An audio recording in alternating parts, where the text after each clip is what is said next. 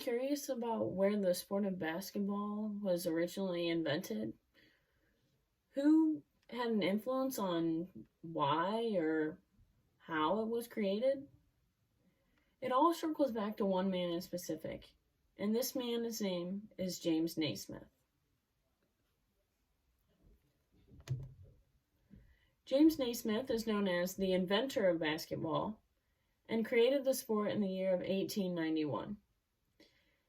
He's professionally known as Dr. James Naismith, as he received his doctorate when he furthered his education in Springfield.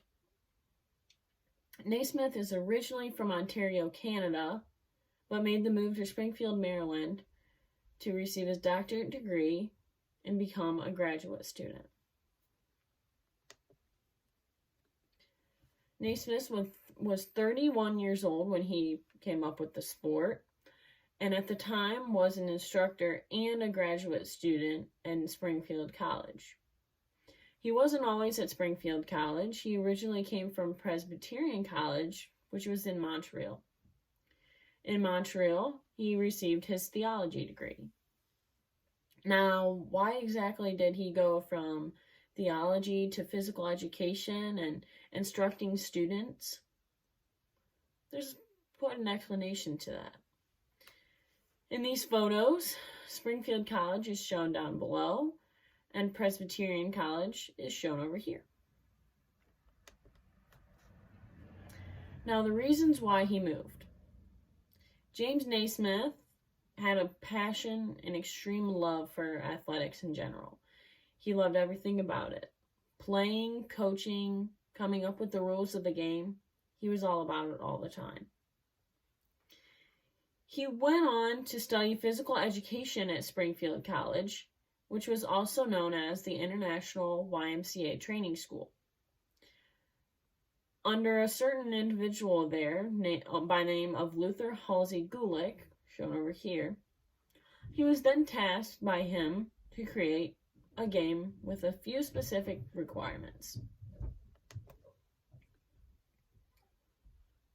The game had to be easy to assimilate, complex, and interesting. Had to be playable on any sort of surface with lots of players included. The complete and original purpose to this game was to condition young athletes during the cold winter months.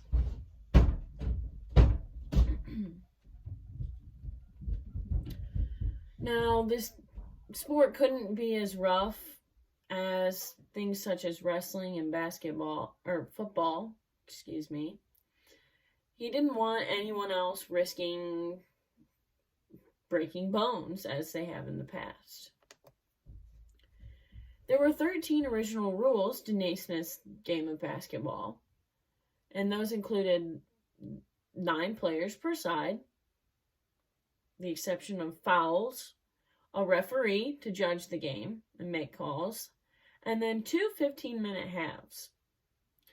And in order to start the game, they toss the ball from midcourt.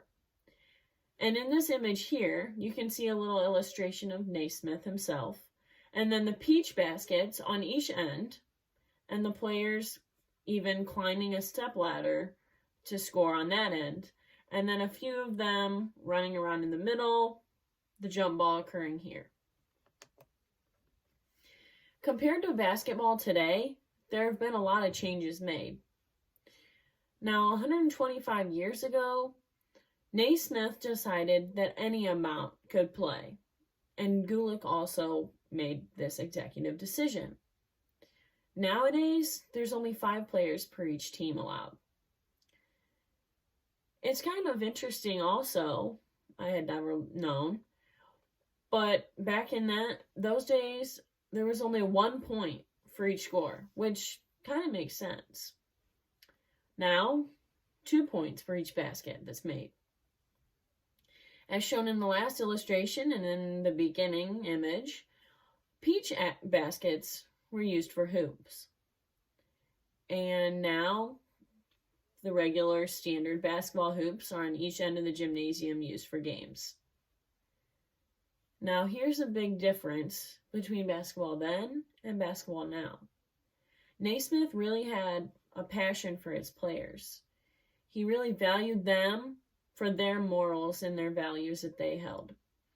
He wanted to coach them into being better people. And 125 years ago, he valued them for who exactly they were. Now, the game is extremely physical. There's a lot more injuries that occur. And there's an extremely great deal of commercialism that takes place. It seems to be all about the money. And now, my reference page. Thank you.